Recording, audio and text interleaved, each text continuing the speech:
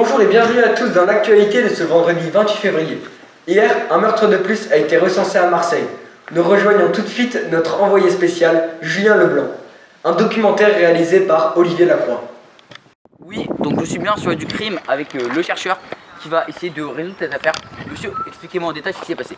Alors juste là, nous avons l'arme qui a tué cette personne, avec en 3, la douille qu'on a retrouvée dans le corps de la personne. En 4, nous avons la personne qui a été brûlée à l'acide. Et en 1, nous avons une bouteille d'acide chlorhydrique avec des empreintes digitales dessus, non identifiées pour l'instant.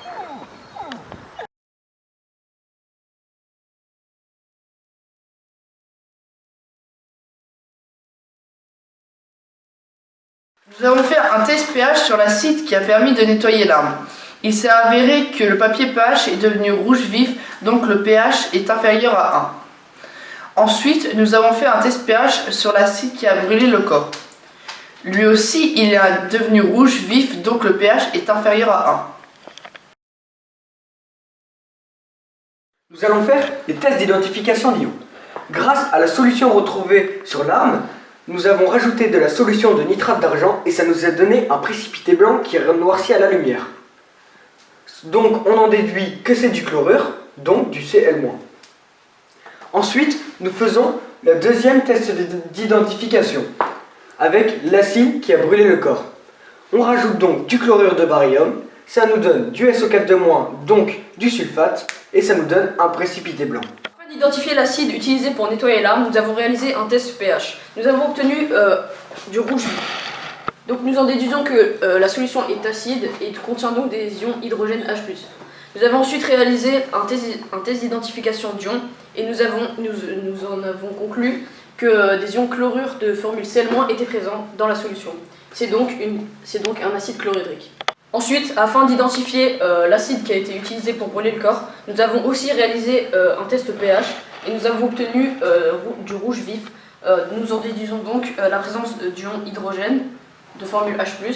Nous avons ensuite réalisé un test d'identification d'ions et nous avons obtenu des ions sulfate de formule SO4 de moins. C'est donc de l'acide sulfurique. Nous avons le karyotype de notre victime grâce à de l'ADN retrouvé sur ses dents. On sait qu'il n'a pas la trisomie 21 et que c'est un homme. Dans les dernières 48 heures, 4 personnes ont disparu et on a leur karyotype.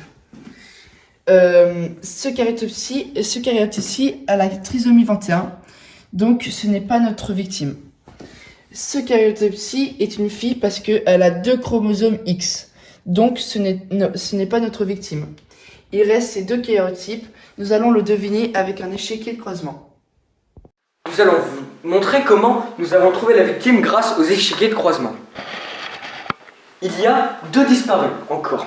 Donc, il y en a un où le père est de groupe sanguin OO et sa mère est de groupe sanguin AO. C'est pas possible car la victime est de groupe sanguin B. Donc, le deuxième disparu, son père est de groupe sanguin B et sa mère est de groupe sanguin AB. Donc, il y a 50% de chances qu'il soit de groupe sanguin B et 50% de chances qu'il soit de groupe sanguin AB. Donc, nous en déduisons que c'est ce disparu la victime, donc c'est Théophile Dubus. Donc l'acide chlorhydrique qui a nettoyé l'arme, il y avait des empreintes sur la bouteille, ces empreintes étaient connues des services de police. C'est donc, il y avait du qu'on les connaisse, le meurtre